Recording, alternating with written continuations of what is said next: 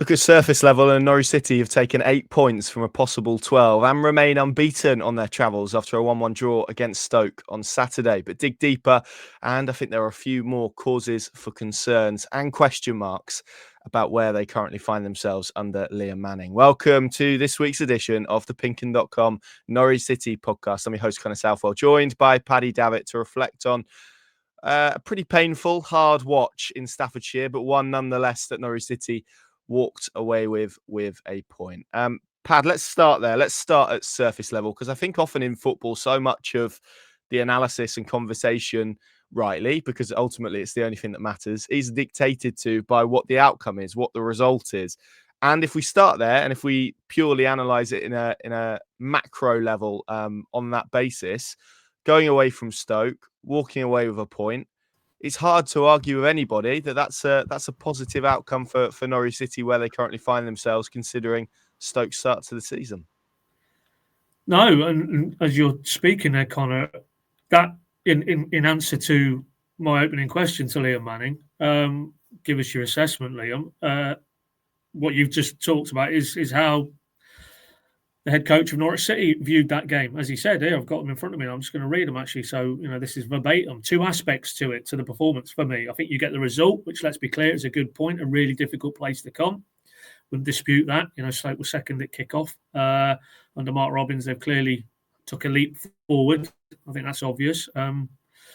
So we take the point, to go back to what Liam said, but then the performance element, when you break the game down, I thought they were much better than us for the first 30 minutes, but then we got a bit of control out of possession, showed a bit more bravery to play forward and to take the ball.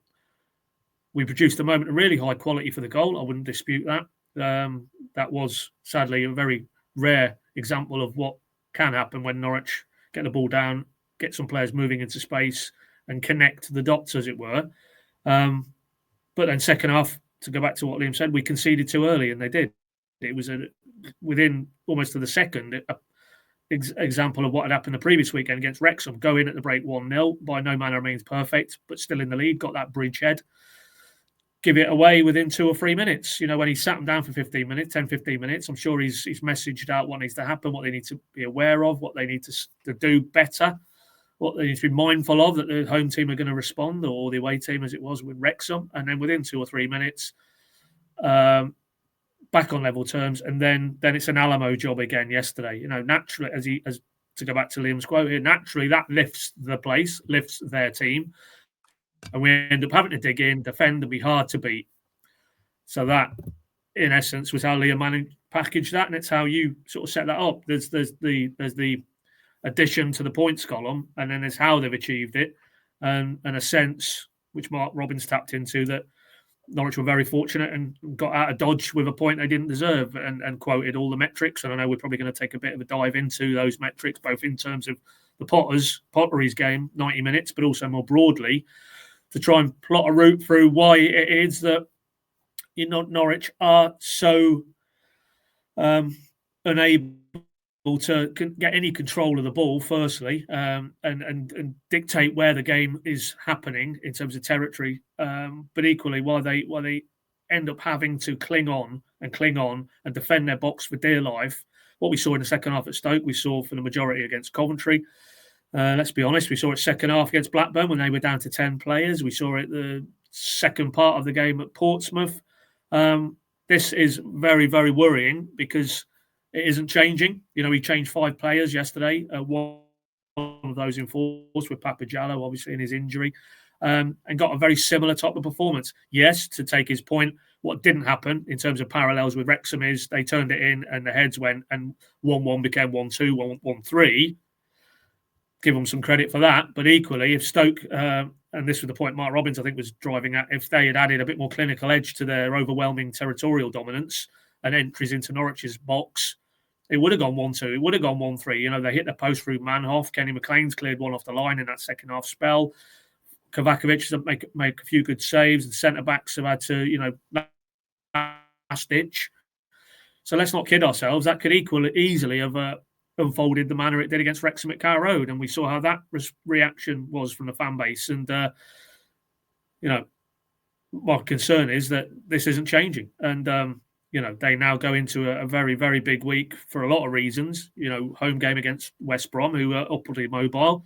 Head coach, who, like Manning, only came in the summer. Yeah, it would seem that he's managed to bring something together quicker that is far more of an identity and a style of play at West Brom, because the results would suggest that is the case. And then the small matter of an East Anglian derby. And at the moment, you fear what could unfold at Portman Road. And that's a direct consequence of more evidence of it at Stoke, a head coach and a coaching staff who seemingly aren't able to extract from this group of players, allowing for the inevitable, mitigation with injuries, but nevertheless, still plenty of resource there, a performance level which is better than we'll cling on for dear life. We'll get, bar the odd sporadic counter, nowhere near the opposition penalty box, and we'll just hope we can get back on the bus with something to show for all that sweat and toil.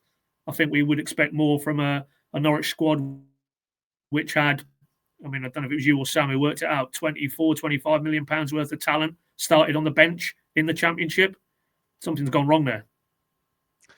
Yes, and this is where the macro and the micro become important, because I think we've discussed some of the macro elements there in terms of outcome. And as we say, so much of how football is analysed generally is based on outcome bias a lot of the time. If you win a game, then I think you can spin everything to be really good, even if necessarily it wasn't. A draw can be seen as a good result at points, even if perhaps the performance wasn't. And I think the point that we've made, not just on this pod, and this is why I'm keen for us maybe to do it slightly differently today, is, I don't want it to become a theme, but I think for me and from what you said there, it's about sustainability, isn't it? And it's, Norwich are getting a lot of luck. I've had a lot of people ask me over the last couple of weeks, well, what is the major difference between what Norwich City are doing at home, where they've picked up no points and they can't buy a win for love nor money, and what they're doing away from home, where they're yet to be defeated? And the reality is probably luck, based on what we're going to show you in terms of some of the metrics. And we know the way that things are assessed inside Colney and inside Carrow Road. It will be through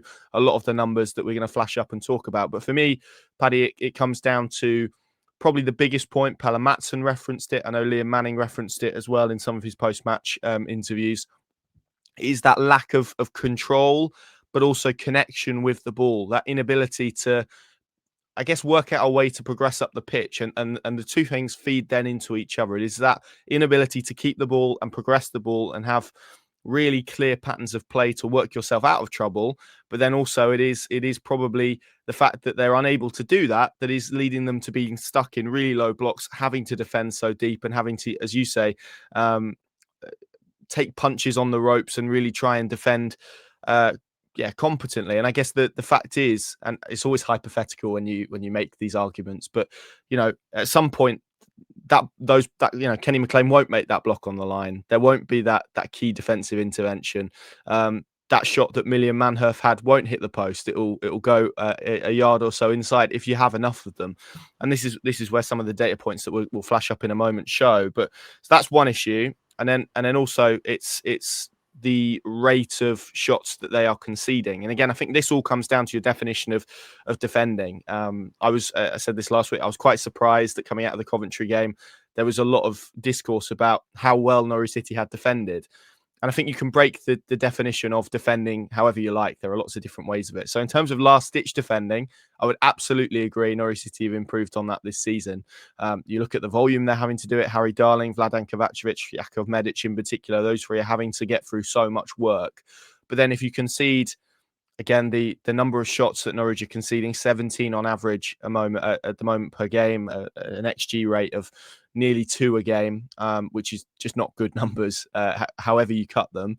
If you're going to do that and you're giving up a lot of chances, that doesn't make you as a collective a particularly great defensive unit. It just means you're doing the last bit very well and you're having to do a lot of last-ditch defending. There's a reason for that. So for me, Paddy, we're talking probably about those two elements. And the possession, of course, then feeds into the attacking stuff, which we'll come on to speak about. So just to kind of kickstart this discussion, and that's why I think we've split it between macro, which is very good point, go away from Stoke, no issue at all with that result. In terms of the micro, the way they did it, And it just comes back to this point, I think, about sustainability. The way they are getting these points on the board away from home just is not very sustainable across the course of a 46-game season. They are not going to win more games playing this way than they're going to lose if you repeated the way they're playing over the course of a campaign. Of course, we hope that won't be the case. You hope they will get better at some stage. Well, you do hope they'll get better. Liam Manning will need to hope they get better, as will Ben Napper. But I mean, you said in your opening remark there that at some point they won't clear balls off the line, and that will unfold in carnage. It's already happened. 13 minutes, second half, Carrow Road, Wrexham, when that was a rabble. You know, the completely frayed structure, individually, collectively, and within the space, as I say, of 13 second half minutes, they go from 1-0 up to 3-1 down. So we do have actual empirical evidence, and the fear is that you'll start to see more of that, where it's just the wheels career off the truck, and you know, and there's no way at the moment, for all the reasons you outlined there, that if this team falls 1, 2, 3 goals behind, that they're going to be able to construct something to get back in on level terms. And let's not be fooled by Jovan McCarthy's stoppage time consolation the previous week against Wrexham. You know, that final margin of defeat was solely down to Vladan Kovacevic's shot stopping prowess, and this is the issue. Yes, he looks to be a very good shot stopper, but we don't need to see an example of that every single match. And to be fair, yesterday, although there's still the numbers of shots and the possession that they had to repel, and the territory they had to sort of, you know, found themselves shoehorned into in and around their box, that wasn't radically different from Coventry. But I think there was less. And again, this might flip towards what Stoke didn't do rather than what Norwich did do as a collective. But I don't recall him having to pull out quite as many top draw saves really yesterday. Got a bit of luck with the Manhoff shot against the post. And as I say, his defenders stepped in when they needed to. But I'm not pushing that forward as that's a step forward. I think that was more, you know, the fortune that they encountered a team who are clearly not quite clicking yet in terms of their ruthlessness and their clinical efficiency to convert a lot of the possession and the territory they did have in and around the Norwich box. It all comes back down to a point that Liam Manning, again, I mean, what you don't dispute with him is that he knows that where the issues are because he outlines them. He outlined them after Wrexham. Again, yesterday, they need to be better at controlling the football. So you're hearing that from the head coach. He's identified what we can all see are the issues. The stats that we're going to get into now and that are readily available to digest out there would underline that is the regressive trends he needs to address. But the deficit is we're not seeing any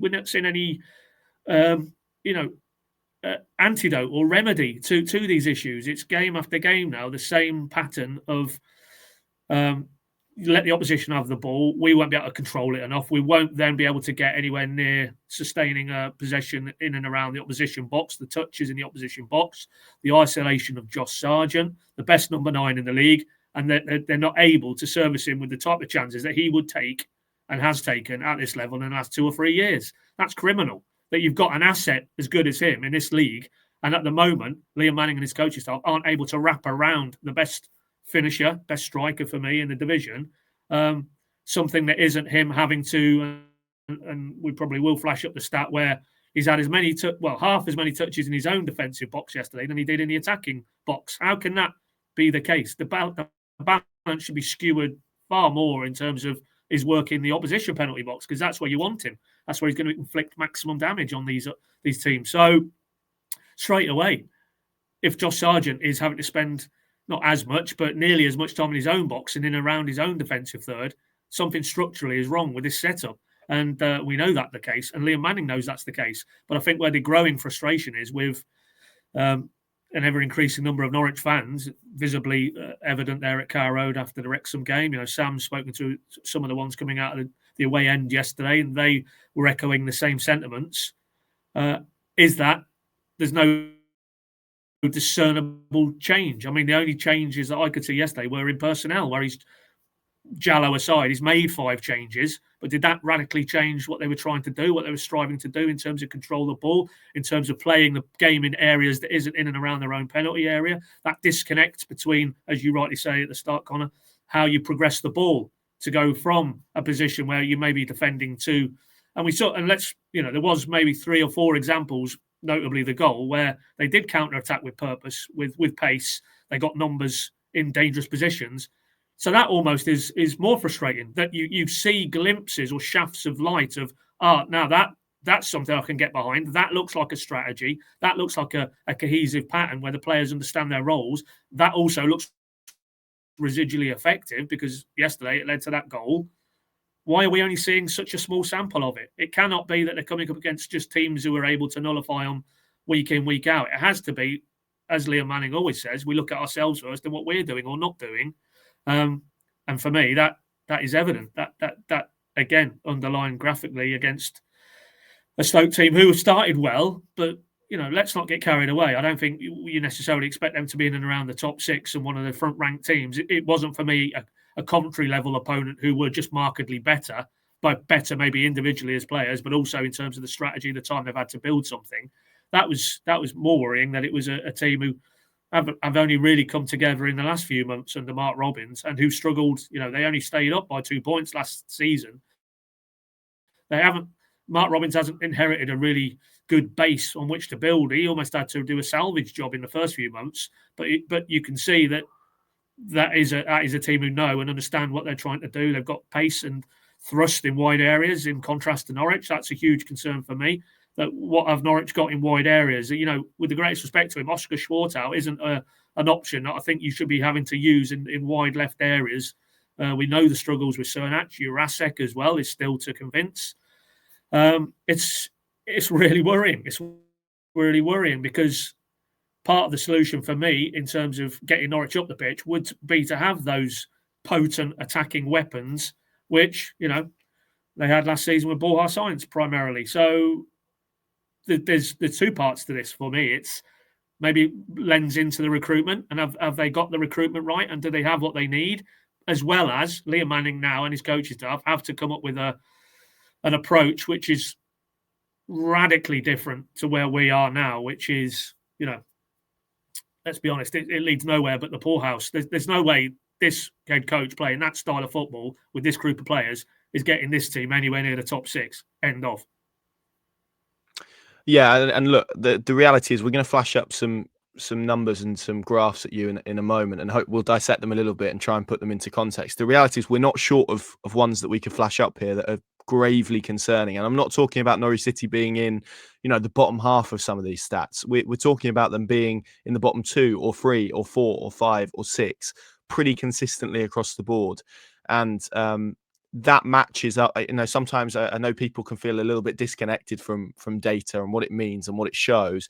But actually, for me, I think I'm trying to use it, and we're trying to use it here to, I guess, reinforce some of what we're seeing, because what we're seeing is the same as Paddy references there. It is Norwich City being poor in possession. It is Norwich City giving opposition a lot of chances at their own goal. So let's start with this one, Pad, because I think the possession one probably is the basis to start probably all of this conversation. So what this is, and apologies, I recognise this isn't the best for our audio listeners, but we'll talk you through it. We've flashed up a graph here. All of these are from fbref.com. You can obviously go and find them and look at them at your own leisure. So this is essentially a breakdown of all of the touches that Norwich City players had at Stoke yesterday. 519 in total. List them all individually. For me, I'll draw your eyes to the bottom of the screen. You'll be able to see a line of bold numbers at the bottom. So they had, as you said, 519 touches in total. You break that down even further, and again, this backs up the point that we were speaking about. In the defensive penalty area, Norwich City had 113 touches. Defensive third, 236. In the midfield third, 231. So this is the volume of where they are having their touches. So of 519, we're talking about what? Over 400 of those coming from their midfield third backwards. Now draw your number to the attacking third number. 56 of 519 touches in the attacking third. Only 12 of those came in the penalty area. And as Paddy referenced, if you look at Josh Sargent, who's at the top of the screen, his number's 26 in total, 6 in the defensive third, compared to just 4 in the penalty area. And this, Paddy, underlines the point. Hopefully this isn't too complex for people to sort of grasp and dissect, but I think it backs up what we're showing there in terms of where Norwich City are having their touches of the football. And I think this shows, when you look at particularly that jump in terms of the amount in the middle third that they are having, 231 touches of 519 in the middle third of the pitch. The disconnect then from the attacking third, 56. That goes to show where their possession is breaking down. It is that inability to connect what they are doing from the middle third of the pitch to the attacking third. And why is that? That is largely, well, it's twofold. It's quality of choice, it's bravery, which Liam Manning spoke about, and I think Ben Lee spoke about a little bit as well in his tactical analysis he did last week. That, that reluctance maybe to take those opportunities to go and connect what they're doing from a deep stage to an attacking stage. But I think it is also tactical as well. When you sit in a deep block, it is physically harder for players to cover the ground, to get ahead of the ball consistently enough to create those angles, to create those options to play. And this consistently means if you cannot progress the ball up the pitch, you get stuck. You get stuck in block. You get stuck with players behind the ball. You gift your possession too often to opposition teams. And it just means that it creates a wave after wave after wave of not just Stoke, because we'll broaden it out to more of a game-on-game basis in just a moment. But I think purely on a one-game basis, this backs up what we saw at the Bet365 Stadium yesterday, an inability to connect what Norwich City are doing with the ball, which largely is causing some of the issues that we're going to go on to speak about at this moment in time. So what are your takeaways from that graphic on the screen at the moment in terms of Norwich City's possession and probably what they're not doing at the moment? Well, as I say, I mean, I did trail it with the Sargent comparison. I actually got it slightly wrong. It was 9 versus 6 if you look at defensive third versus attacking third on that graph, and that for me cannot be right. That the risk of repeating what I've already said, but the best attacking option, striker option, number 9 option in the division, is having to do as much work in his own defensive, i.e. penalty box area, as he is in attacking. So that, as much as there's a lot of data there that we're looking at, and again, apologies to our audio listeners, but we're trying to sort of pull out the key lines that are on this graph, but you distill it down, and what you have there is the best striker in the division by common consent, having to play in a system and in a side that isn't maximising those natural goal-scoring instincts that he has and has shown in big quantities in this division. And my frustration is that if we saw nothing at all, then, it becomes a pretty clear, situation where that head coach is going to come in under increasing pressure to change something. But the fact is, even within as fitful and as fractured a performance with the ball as we saw at Stoke, that goal was all of those elements that we need to see. Kenny McLean, deeper line, build-up play. Pelle Mattsson makes that goal because he's 15, 20 yards further forward. He finds space. He's also got a picture before the ball comes to him. He has a lovely ball round the corner of his player into Sargent's feet, who's on that move. He's not down. He's not in his own defensive third. He's not even in his own half. He's actually holding a position you would want him, which is, just maybe on the cusp of the attacking third. Lays the ball off.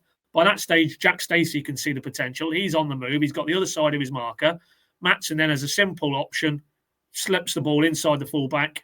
Stacey's then in the box. And then you've got both. Sargent was free on the corner angle. If you watch it back again, he's on the angle of the 6-yard box for a cutback, but he's actually gone for Makama, who's inside the 6-yard box. It's in simplicity terms, you think, well, that's too easy for it to actually, catch out a Stoke team. But it was the pace, it was the intent. It was the progressive nature of it. It's McLean playing a forward pass. It's Mattsson trying something of a more progressive, braver nature.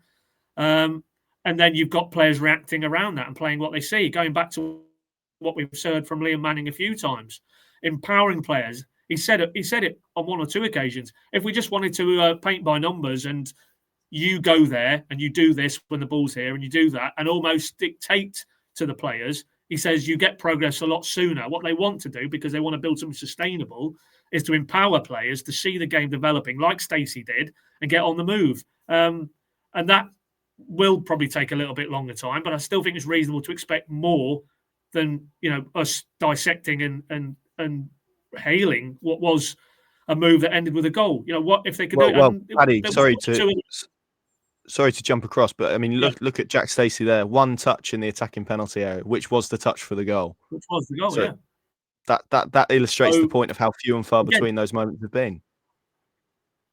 but if they can do it once, and it wasn't with that player, fair enough. But then there was another example where they broke deep, Makama into Sargent. Sargent's getting a shot off. There was Cernach towards the end of the game, got himself in that pocket between defenders and midfielders, slips it through to Sargent, who's on the move into an area he wants to be going into the penalty box. We're clinging on to these, like straws in the wind, but we can see it. Liam Manning again talked about, well, I see these players in training, I see what they produce, I know the ceiling, I know what they're capable of. That's no good to be coming out with. We see it at Colney. What he's paid to do is to get that into a match situation, and not just one or two examples a half. No, we need to see more sustained periods of that, and that will only come if they can get control of the ball, if the structure is right across the middle of the park, if they're able to pin teams back. Which again, we can all think back this season in small portions. They have managed to do that, but it's half measures. It's fleeting moments, and they're not able to sustain it. And that's where he needs to get to in his coaching staff. Why can they put a move together of that quality for that goal at Stoke, and that's the only time they can do that? That isn't good enough with the quality of player we all think they've now got and that they've assembled this summer. They should be able now to develop something which is far more effective than almost respite from what it is at the moment, which is just this kind of coalescing around Harry Darling primarily, this just thou shalt not pass mentality, which is all well and good, and you need those behaviours, and you need that to certainly go away from home and take 8 points from 12. But let's not kid ourselves, that of itself isn't going to be enough to propel this group and this head coach up into realistic top six contenders. Agreed. So that's one game. We've kind of illustrated the Stoke game, and you might be saying, well, that's all fine, one game basis. Sometimes you do need to go that, and I don't think either me and Paddy are naive. I think when you go away from home in the Championship, any point is a good one, like we say on a macro level. You are going to have to suffer when you go away from home. You are going to have to defend more than you are at Carrow Road. Certainly, that should be the plan anyway. But again, it's the how irregular this has been over 6 games. And again, to flash a different graph up at you, sorry to bombard you with these, but this is so at the bottom of the cup games where these stats aren't quite registered, but you'll be able to see on the yellow graph there, these are all the touches that Norwich City have had on a per game basis in the penalty area. So you can see there, Coventry at the bottom away from home, not surprising. Again, matches up what we saw. They had just 10 touches in the opposition penalty area. Second bottom is yesterday's game at Stoke with 12. Then you go to Portsmouth with 14. Again, there was probably a little bit of game state in that with Norwich leading for such a long period of time. They needed to defend. But again, I think it probably backs up the point maybe of what they're not doing with the ball. Then Millwall, then Middlesbrough, Blackburn, where certainly first half I thought it was probably as fluid an attacking performance as we've seen. Second half, they had to defend a lot. The outlier being Wrexham, but of course, again, they were chasing the game, and at the end, it was hectic. They were putting balls in the box and just desperately trying to claw their way back into the game. But you can see the pattern there, Paddy. 120 penalty area touches, and again, to broaden this out, I'm not going to throw the graph at you, but I will read you the numbers. Norwich are in the bottom 5 for this as well. They're joint 4th from bottom and touches in the attacking penalty area with 120, which you see there. Wrexham, Swansea, and Derby all behind. All behind them on those measures. But again, this shows that what we're talking about, Paddy, isn't just a one-game issue. We're not talking about connection problems on a one-game basis. We're talking about them throughout. And again, at the bottom of the screen in the black bold numbers, you can see. Look at the difference in terms of their touches in the defensive third, 1,600 they've had so far, 1,700 in the midfield third. The drop then, we're talking about 1,000 less touches really in the attacking third, and even fewer than that in the penalty area. This is a team that is just really struggling to connect what they're doing with the ball on a deep level in their own half to what they're then trying to do from an offensive perspective. It's just not connecting, Paddy. And I think these are the numbers that show that on a game by game level, actually how difficult it's been. And this is why when we talk about maybe the I guess oddity probably of their home form, where they've not been able to win a game compared to their away form. Actually, you look at some of the numbers there, and their worst attacking performances in reality, in terms of where they've had that territory and possession, have actually come away from home a lot of the time. Yeah, while you were talking there, when you said they were fourth bottom and the teams you referenced, I've just had a look at the current Championship table, as much as, that tells you too much at this stage. And Swansea lead out of that clump at the bottom of that table for touches in the opposition penalty area. Swansea, points-wise, have got 9 points. All the others, Norwich have got 8. I think Wrexham might have that as well, and Derby a few less than that. So, as a collective, Norwich in that pack of clubs who seemingly are struggling to work themselves into positions where they're actually in and around the opposition penalty area, the best you could hope for in terms of Championship progress is mid to lower half of the table. And that's where Norwich are benchmarking with all of these metrics, the ones we've discussed, any that we discussed from this point in the podcast. It's how you break that ceiling almost. And if they don't, then it's going to be more of the same. If this head coach and this group of players and this coaching staff aren't able to now find something that almost is a remedy and is a break from what we've seen thus far, all of these numbers tell you that there's no prospect whatsoever that they can extract themselves from that lower mid-table part of the standings and get themselves in the conversation, which is how this has been badged in terms of this season and what the ambitions are. Internally and externally. So, as you were talking about, and you referenced it earlier, why can they go away from home, stay unbeaten, get 8 points, contrast markedly with home form? Liam Manning was asked that very same point again after yesterday's game, and just had a look at his responses, and he says it starts with mindset. Well, yes, it does start with mindset and behaviours, but I think increasingly now also it needs to be turned on the coach and his coaching staff, and it actually requires something, I think, in terms of the structure and the setup and what, as you said, after Wrexham, are the players confused? Are they not understanding what they're being asked to do? They're going back to this point I just made previously about empowering players. Is that too much for some of these players? Are they not able to handle that freedom to not play off the cuff, of course, and don't play within a structure, but almost to, their game intelligence levels? Are they sufficient that they can actually take that instruction and run with it? Because on the evidence of this point of the season, that it doesn't seem to me that they're able to, bar those fleeting moments we keep referencing, find something that is sustainable in terms of structure, in terms of, because that's the only way it changes. Mindset will allow you to dig in and withstand adversity, more so away from home than home. But mindset isn't going to be able to, unpick a Middlesbrough at Carrow Road or go to Coventry and go toe for toe with them in terms of control of the ball, control of possession, territory, clear-cut chances, opposition touches in their box. None of that, for me, rests on mindset, behaviours. It's coaching.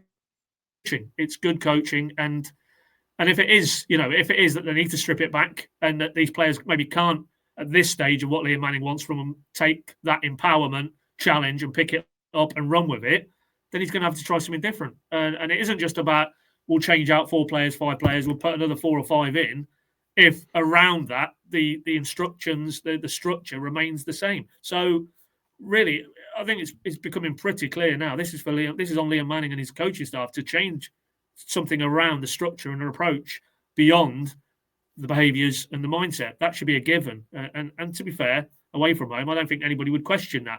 And I don't think even you'd question that at home. Yes, the head's gone for a 15-minute spell against Wrexham, but in the main, I don't think that their inability to pick up points at Carrow Road is down to any issues with mindset or mentality.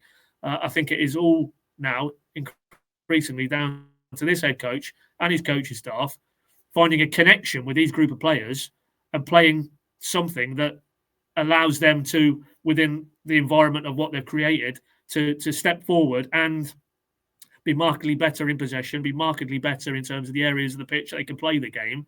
And as I say, you do that, then, as we're always told, the hardest part in this game is scoring goals. Well, you have the best number 9 in the division. So that should actually, if the structure around him can be better, transformed, then you have in Josh Sargent an asset who should be able to finish off that improved structure and improved style that you see. We saw it again. Stoke have it. Coventry definitely have it. Middlesbrough definitely have it. Even Millwall, you might not like the style necessarily that Alex Neil has got, but those Millwall players, when they came to Carrow Road, they knew their roles, they knew their jobs, they were comfortable in what they were being asked to do in and out of possession. Does any of us look at this Norwich team under Liam Manning at the minute and feel that those players look comfortable in what they're being asked to do? No, is the simple and short answer, and so that is probably, I think both of us agree that the possession stuff is the biggest issue. But what is it creating? And this is what it is creating.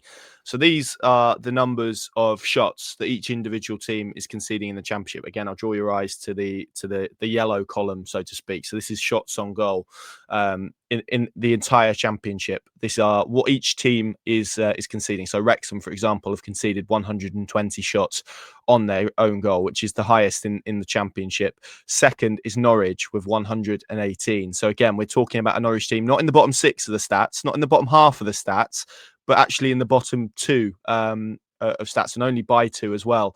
Hull, Sheffield Wednesday, and Sheffield United, who I don't know how they got on yesterday actually, but certainly before yesterday hadn't won a single game, had lost every game. Norwich City conceding more shots on their goal than those. And this is the point I would make about their defensive structure, is that yes, the last ditch aspect of it, as we've discussed, is good, but a team that is conceding 118 shots in 7 games, so on average, as we've mapped out, that is just under 17 shots per game, is not a very good defensive team. Ultimately, that's the reality of it. And in terms of shots on target, I mean, you can see there it's a 118 on a goal, 28 on target. Again, to work that out per game, there's a lot of maths here. I'm not the best at maths, but that works out at about just over 4 shots on target a game they are conceding, which on the surface of it doesn't sound too bad, does it? Considering the volume of shots that they're conceding, 17, 4 on target, not too bad. But again, that puts Norwich 6th from bottom in the Championship. Hull, Derby, Wrexham, Sheffield United, Sheffield Wednesday, the same group of teams all average more shots on target on their own goal than Norwich City. So actually, it is not, even that metric isn't great in terms of shots on target. So that's one aspect. That's volume of shots. And again, contextually, where are these shots being had from? Are they of a high or low quality? Because, any team can have 30 shots on goal. If all of those shots are coming from 30 yards out, it's not necessarily a huge problem. And that is where we then go to the expected goals figure, which again, this is where Norwich City are. The block in yellow is expected goals against. I know expected goals a lot of people don't like. I think often the name is the issue, but that essentially assesses the quality of chances that a team are giving up. So I know that you can see numbers on the left side there. That's basically where the teams are in the league as opposed to where they are in this table. But again, we find Wrexham at the bottom. Then we find Norwich City second from bottom. On that, Hull, Sheffield Wednesday, Derby, Leicester in there as well. That's the bottom 6 of the Championship. So not only are Norwich City conceding a high volume of shots at their goal, they are also conceding a high quality a high volume of high quality shots on their goal as well, which is why Vladan Kovacevic, Harry Darling, Jakov Medic are having to defend in the way that they have to defend. And these are the numbers, Paddy, that cause real concern and real alarm bells to ring. I mean, that XG differential of minus 3.6. So again, the XG for and against, that's basically put together, that puts them in the bottom 4 as well. So basically, on all of the metrics that we have shown, this is a Norwich City group that is at the lower end of the Championship, if we're being generous, bottom 3 in a lot of the numbers that we are talking about. And this all stems from their issues in possession, because if you cannot keep the ball, that means your opponent's going to have more of it. It gives them more scope to create more chances, to have more shots, to have better quality chances to win games. And this is the sustainability point, because this shows that Norwich City are actually, underperforming, I guess, in terms of their XG against. You would expect them to have conceded probably 14 goals. They've conceded 10 in reality. We often see, not always, but we often see that catches up with teams as the season goes on. And these are the numbers that should be really ringing alarm bells inside Carrow Road, because that is not Norwich City in the bottom 3 for expected goals is a really alarming metric. I believe it's, of course, all down to opinion, but I believe that is a really alarming place for Norwich City to be. Again, it's roughly about, well, you look at it there, 7 played, 13.9. They're conceding just under 2 XG a game. If you're conceding 1.5, that's a marker of not a great team.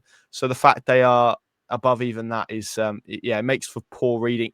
And again, I understand people get a little bit disconnected with data when we're talking about football, but I think this is a good visualization of probably what we are seeing with our own eyes, which is why we're talking about it and highlighting it in this show in particular. Yeah, I mean, on that point, obviously, yeah, there's many a Norwich fan you see the debate play out on social media who would reject and are not interested in the slightest in this heavy data-led approach to drilling down into what they see with their eyes. But well, let me put it in to contextualise it, put it in very clear terms. I asked Liam Manning specifically, "Are you happy with the amount of chances that your team are coughing up?" And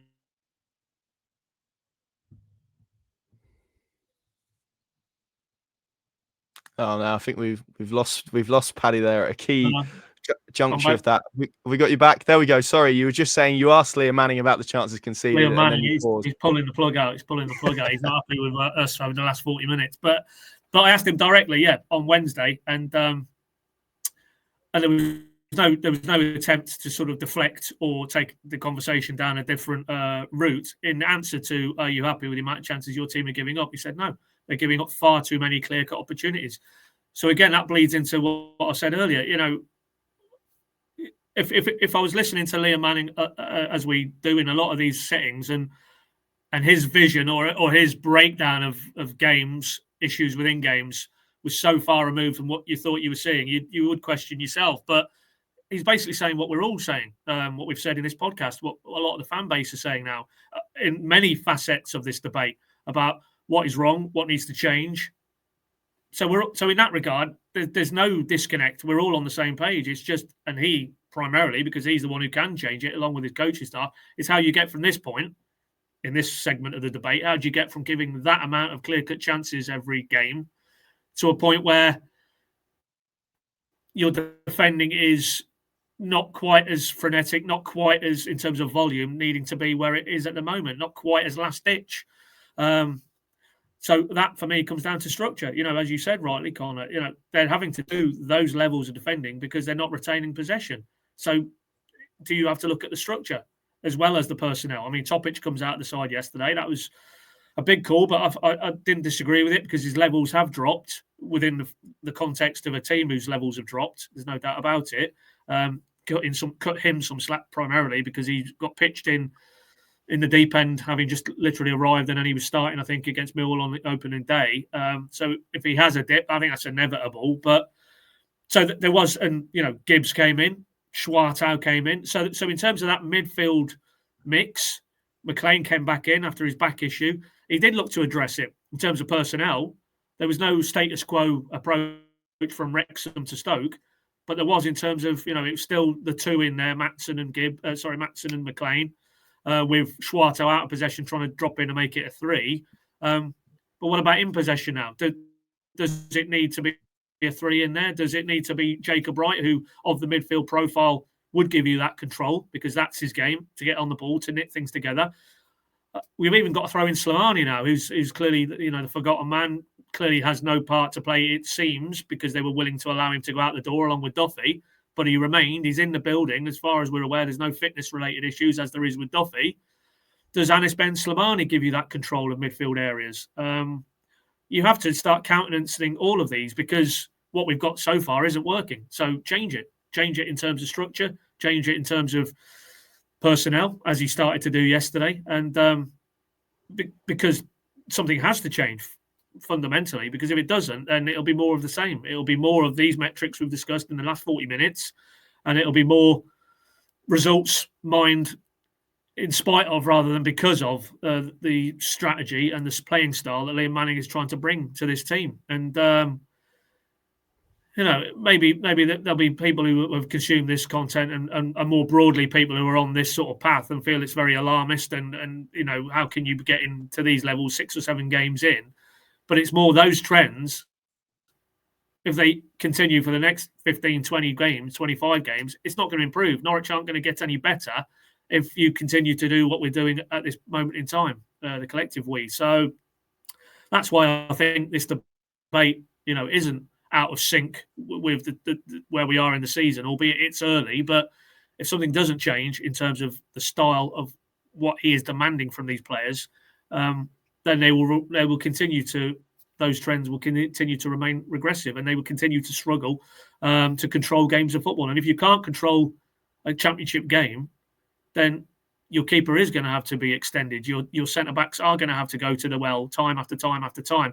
You're wide players aren't going to be able to stem the flow of service as they were palpably unable to do against Stoke. So all of those byproducts, for me, come back round to the common denominator here, which is Norwich's midfield set up at this moment in time for what Liam Manning is trying to achieve isn't working. So change it. Yes, and look, I think we can talk about how early it is in the season, but let's have it right. If this was happening at Christmas time, this run of games had happened with the metrics being what they were, and we were 20 games into the season, I'm not really sure it changes the context. It certainly didn't for Johannes Torup, did it? In terms of those metrics happening from February until Easter, when he was in charge, and ultimately it was that cost him his job. Those numbers trending in the wrong direction for a long period of time.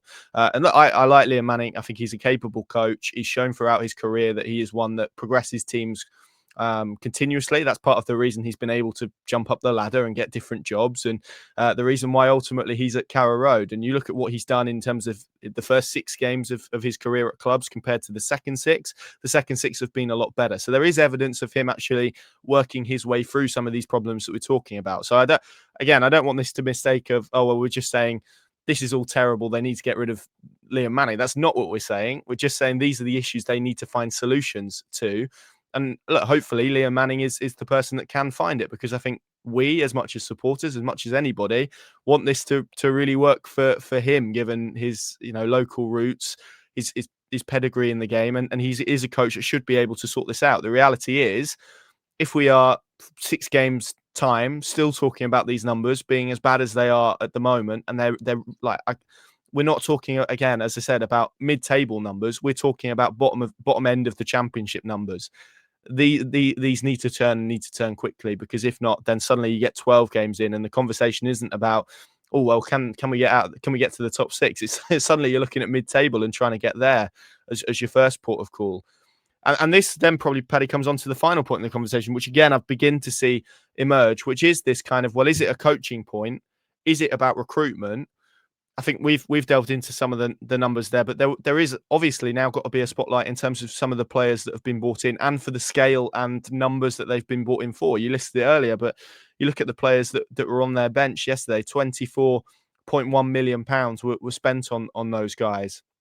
As a collective, I think 5 of the 11 who played yesterday were all signed under previous sporting director Stuart Webber. Not a problem with that per se, but given how much change they've had in the last 2 windows, I think it's interesting that some more of those players haven't been able to push themselves forward. So look, ultimately, when we talk about recruitment, you end up having a conversation about Ben Napper. So I guess the question is, how much of this do you attribute in terms of what they've done from a recruitment perspective, as much as what we're talking about there from a coaching perspective? Because it's always chicken and egg. Does he have the players to execute what he wants to execute from an attacking perspective? And maybe is that the shortcoming? Do they have enough options in those midfield? Do they have enough creativity? Because really, and again, I don't want to mention his name too often, but since Marcelino Nunez, and we saw a flash of it from Pelle Matson yesterday, which was excellent, brilliant pass, but they just don't really seem to have that creativity within their side in Liam Manning's defence to unlock that attacking side and get them up the pitch. Well, they don't. That's the simple answer.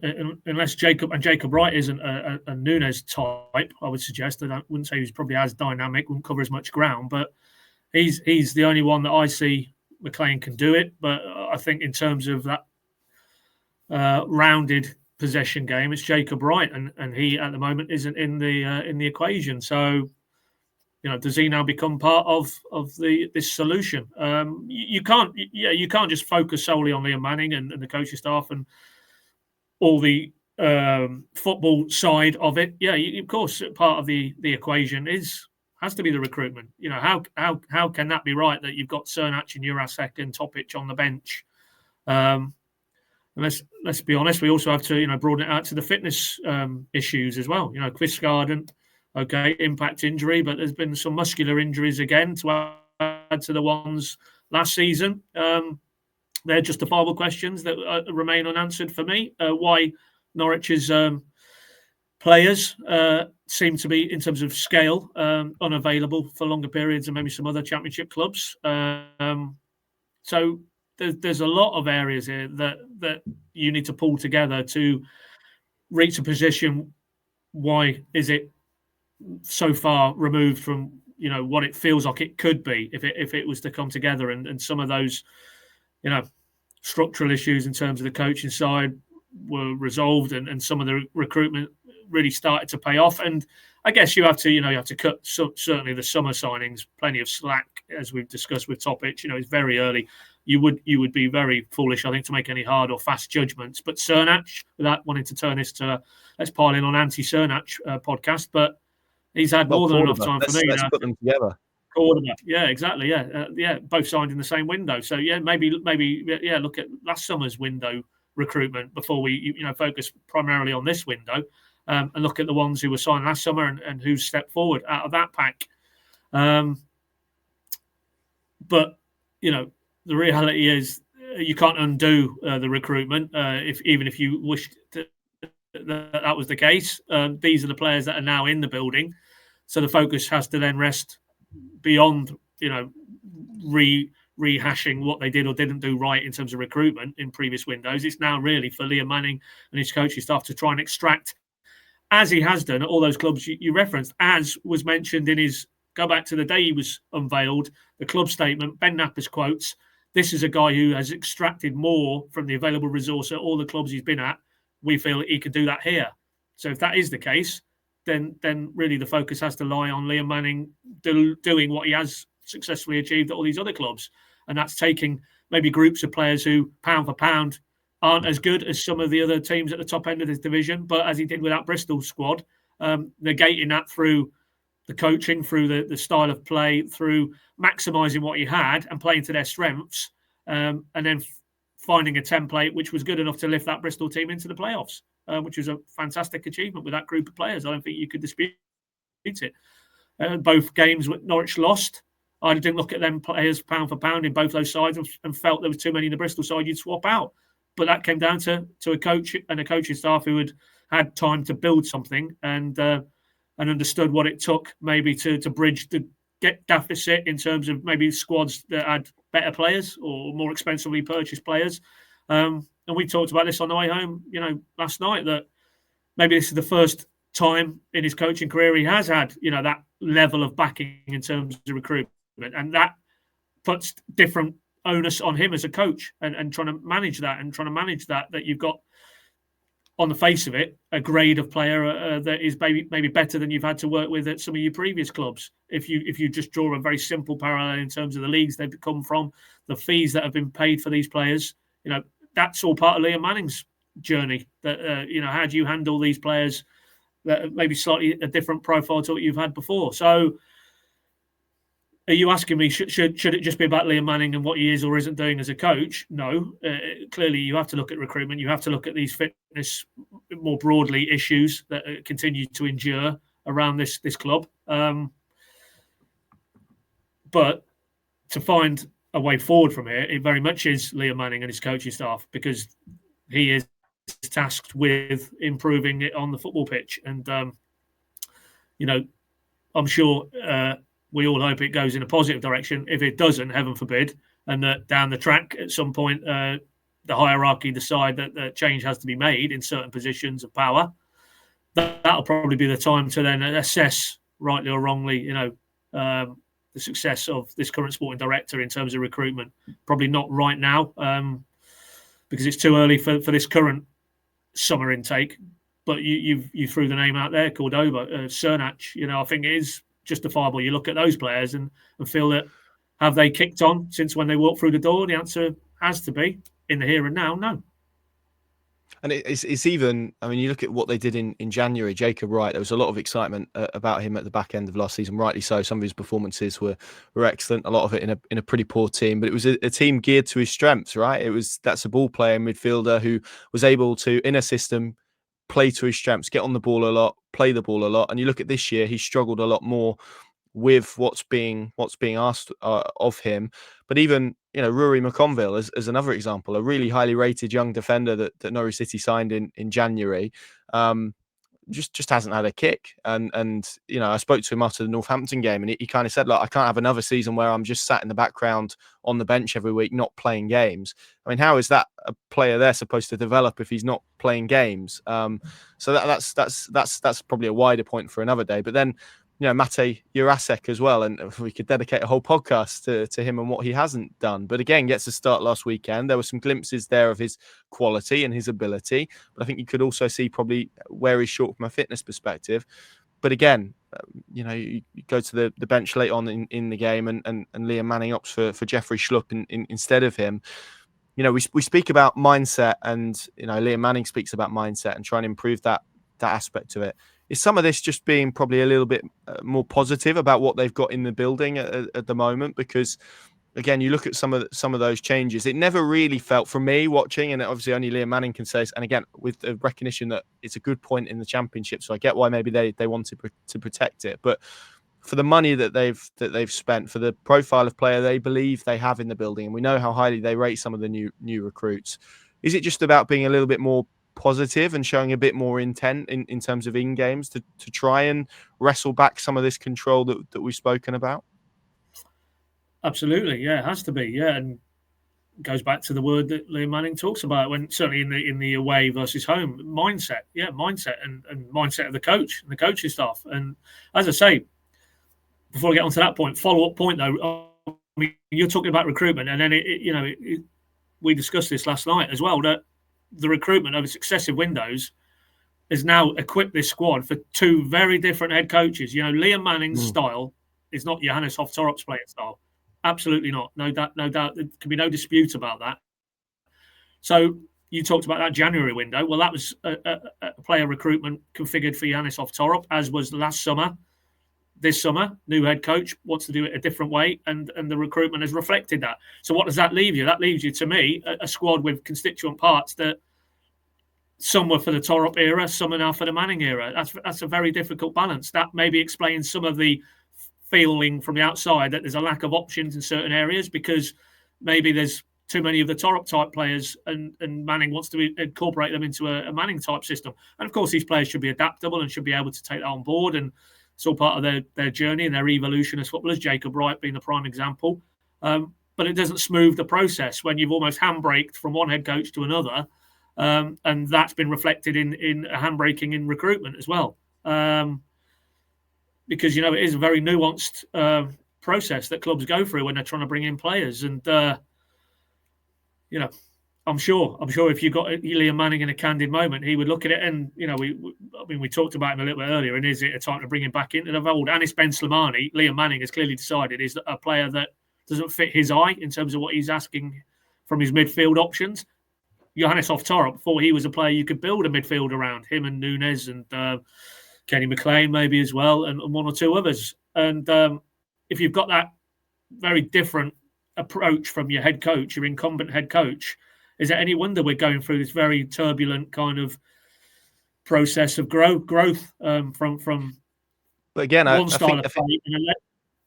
Definitely, I think you can broaden it out post Farke though, can't you? You look at the head coaches that they've had: Dean Smith, David Wagner, Johannes Hoff-Torup, Liam Manning. Yeah.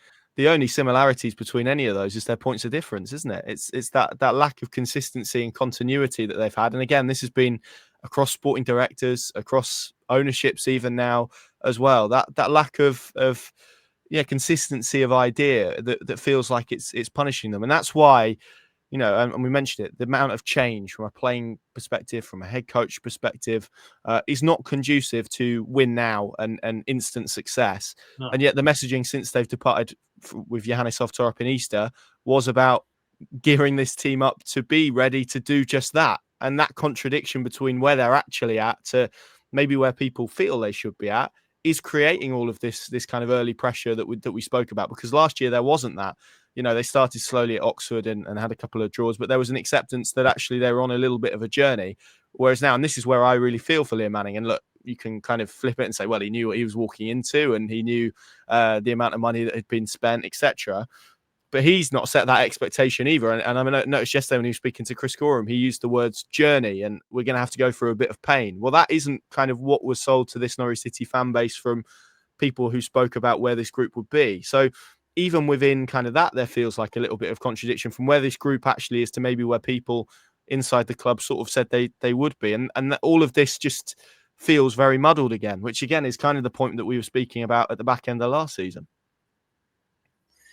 It does, yeah. And I'm sure, before a ball was kicked, when Liam Manning has sat there with Ben Napper and Neil Adams and they're sort of mapping this out, I think by now, if you asked all of those, they would have expected it to be a bit further along. I mean, Liam Manning at no point has said that this is a transitional phase and results don't matter and that we'll worry about them later down the track.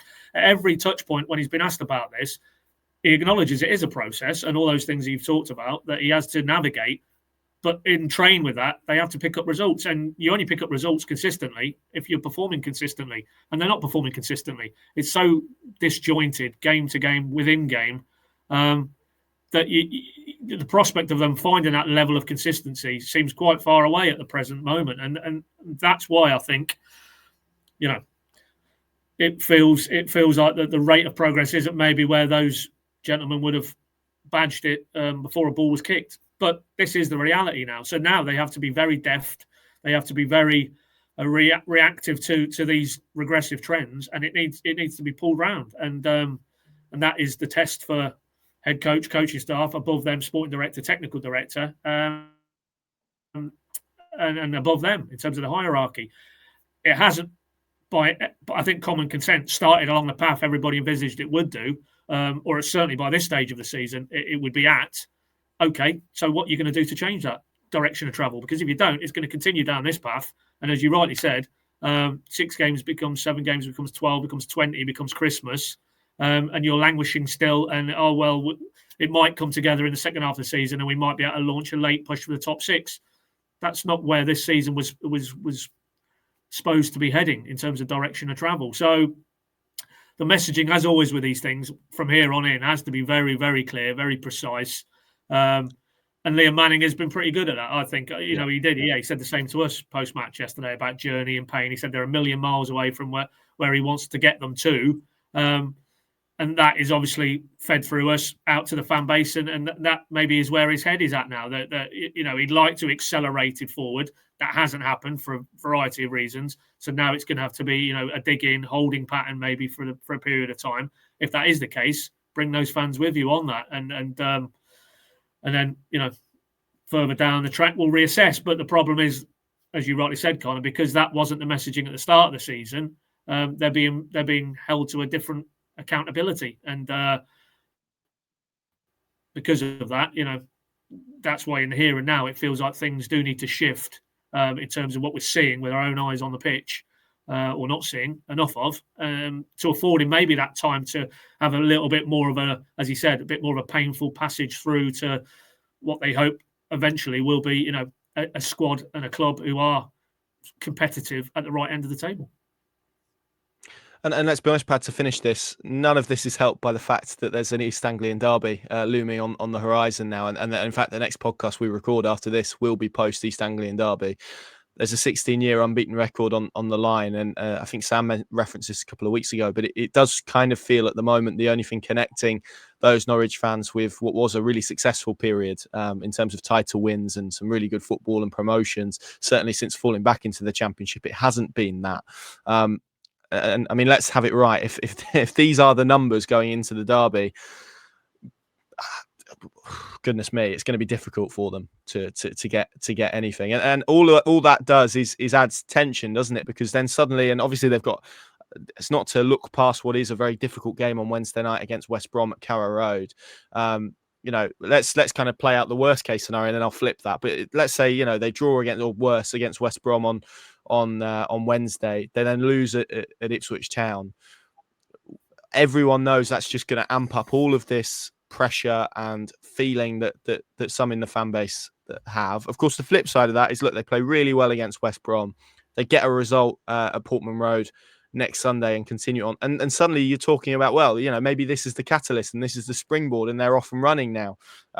So those are the two scenarios that can play out. And I guess it just goes to show how crucial this week in a whole, and we kind of mapped this out last week, these 3 games are. It's probably not the way Norwich City would have liked to have started in performance in what feels like is going to be a pretty decisive week in terms of maybe the mood around the place more than anything else. Yeah, I mean, I said it in a few forums since yesterday's game. This week now will either supercharge this Manning project, or the questions will grow even louder. And it's how they go about the task. They can feasibly, because they're playing two teams who have the same promotion ambitions, they could lose these next two. But if we see something in terms of structure and style that is different to what's gone before, and just on the day, better players have decided in the key moments, then from my point of view, at least that is something to move forward. But if we see more of the same against West Brom at Carrow Road, and that regressive trend continues, and then if they are so far off it against Ipswich, and they go there and it's another thimble full of touches in the opposition penalty area, and most of the players in and around Kovacovic's penalty area, and then Ipswich are ruthless, and that turns into a hammering, then we all know what the reaction will be, because that won't be anywhere near good enough to be that far off your bitter rivals. The historical thing, for me, that needs to be parked really. The 16 years, different head coaches, lots of different players, different timelines. I don't necessarily feel that would be fair to pile it onto Liam Manning's shoulders.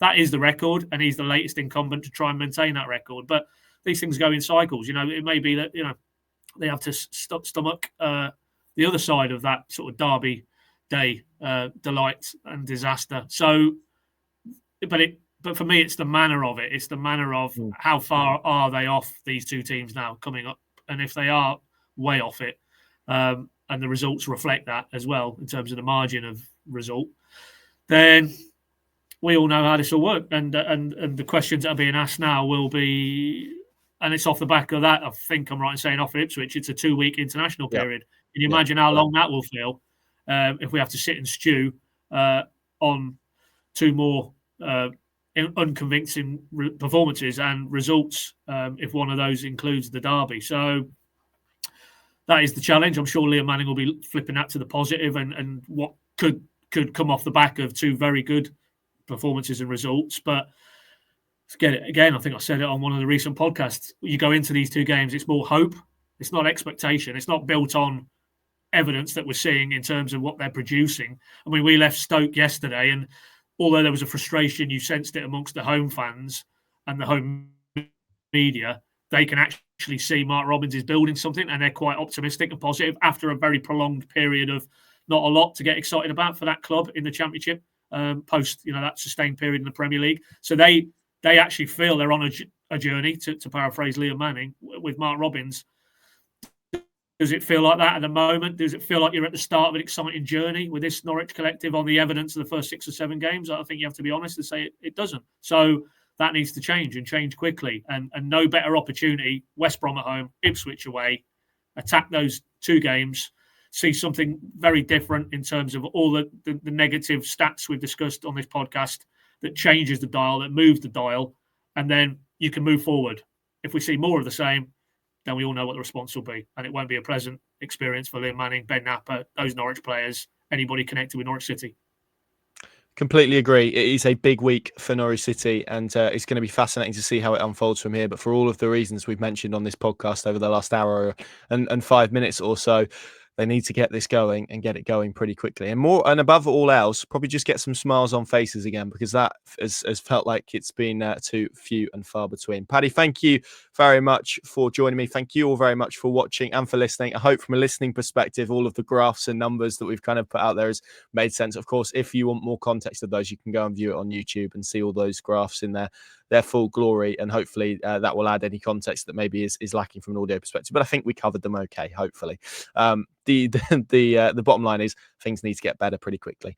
Thank you very much for joining us. We will see you next weekend after that East Anglian derby, and goodness me, doesn't it feel like that is filled with trepidation? Let's hope Norwich City can win on Wednesday night and send us to Suffolk feeling a little bit more optimistic. See you soon.